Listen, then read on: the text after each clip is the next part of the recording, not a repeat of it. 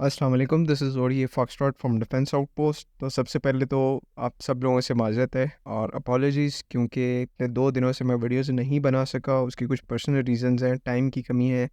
उसमें फिर कभी हम लोग बात करेंगे। लेकिन आज का जो टॉपिक है वो काफ़ी ज़्यादा इंपॉर्टेंट टॉपिक है और लोगों का, आप लोगों का उसको समझना जो है वो उससे भी ज़्यादा ज़रूरी है। तो पिछले कुछ दिनों से जो है वो मिराज को लेकर एक डिबेट बहुत चालू है, ट्विटर पर भी, दूसरे प्लेटफॉर्म्स पर भी, कि मिराज को कोई नया अपग्रेड मिलने वाला है, इसके अंदर एईसा रडार आने वाला है, बीवीआर मिसाइल्स आने वाली हैं एंड ऑल दैट स्टफ। ये सब कुछ चल रहा है और बड़ी हॉट डिबेट्स हो रही हैं इसके ऊपर।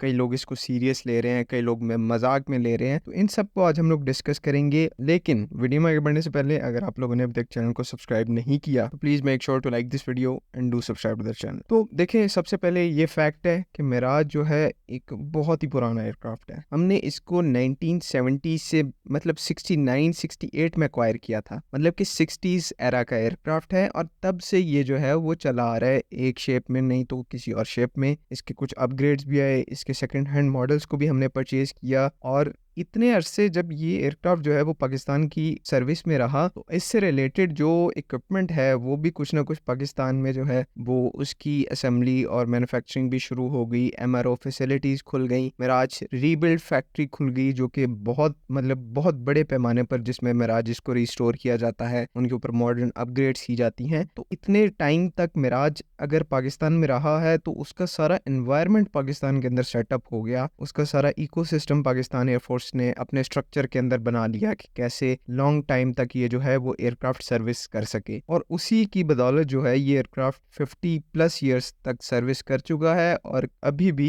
पाकिस्तान एयरफोर्स जिस तरह डिफरेंट एक्सरसाइजेज में, ऑपरेशंस में यूज कर रही है, उनको देख के लगता है कि ये अभी तक इसको रिटायर करने के बारे में नहीं सोच रहे। और ऊपर से फिर ये अफवाहें और खबरें कि मिराज को एक और अपग्रेड पैकेज मिलने वाला है, बीवीआर मिसाइल्स, एईसा रेडार हो गया, वो फैंटेसी स्टफ जो है वो मार्केट में अवेलेबल है और लोग उसको बाय कर रहे हैं। लेकिन इसके पीछे जो रियलिटीज हैं वो बिल्कुल मुख्तलिफ है। मिराज के अंदर जो है वो एक अपग्रेड साइकिल होता है बाकायदा। ओईएम जो इसका ओरिजिनल इक्विपमेंट मैन्युफैक्चरर है डिसॉल्ट, उसकी तरफ से एक अपग्रेड साइकिल होता है कि एक मिराज एयरक्राफ्ट को आप इतने साइकिल्स तक अपग्रेड कर सकते हैं। तो वो जो अपग्रेड साइकिल है वो 2 साइकिल्स का है, मतलब कि आप दो दफा इस एयरक्राफ्ट को ओवरऑल अपग्रेड कर सकते हैं। लेकिन पाकिस्तान के जितने भी मिराजेस हैं ये 4 दफा अपग्रेड साइकिल से गुजर चुके हैं, मतलब कि GV4 चल रहा है अभी इस टाइम पर अपग्रेड साइकिल। ओईएम के एडवाइज्ड करदा साइकिल से 2 साइकिल ऊपर चल रहे हैं, मतलब कि हम इस एयरक्राफ्ट को इसकी लिमिट्स तक पुश कर रहे हैं। और मुझे क्या,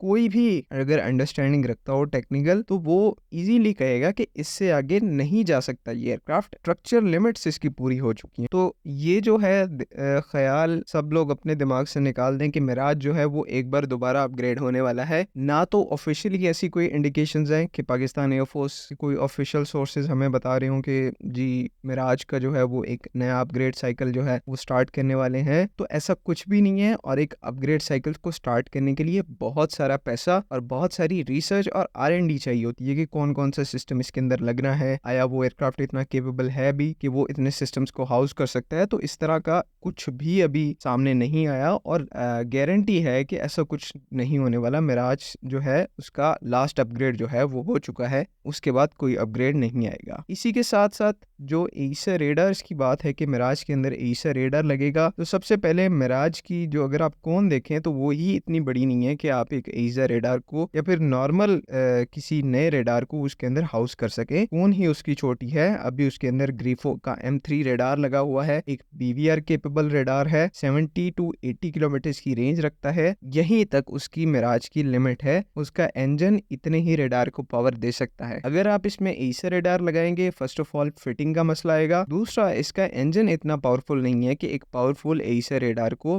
पावर दे सके सफिशिएंटली। तो एईसा रेडार की कहानी यहाँ पर खत्म है। हाँ, जहाँ पर बीवीआर की बात है तो बीवीआर के केस में, बीवीआर मिसाइल्स के SD-10 के केस में ये चीज आर्ग्यूएबल है कि क्या वो लगाई जा सकती है कि नहीं। इसमें जो है ये रिपोर्ट्स काफी 2-3 साल पहले भी आई थी कि जो मिराज है उसके साथ SD-10 बीवीआर को इंटीग्रेट किया जा रहा है, लेकिन विजुअली तौर पर अभी मिराजेस के साथ SD-10 को कभी भी नहीं देखा गया। AIM-9L साइड वाइंडर को देखा जाता है जो कि उसके साथ उसकी primary short range air to air missile है, उसके अलावा कोई air to air missile Pakistani Mirages के साथ इंटीग्रेट नहीं है। SD-10 के हवाले से फिर वही एक आता है कि एक चाइनीज मिसाइल है, उसको आप वेस्टर्न आर्किटेक्चर के एयरक्राफ्ट के अंदर कैसे इंटीग्रेट करेंगे, क्या दोनों साइड इसकी परमिशन देंगी या नहीं। तो ये एक बहुत लेंथी प्रोसेस है और वर्थ इट नहीं है। तो आई होप कि आप लोगों की जो है वो कंफ्यूजन खत्म हो गई है। अगली वीडियो तक अल्लाह हाफिज। पाकिस्तान जिंदाबाद।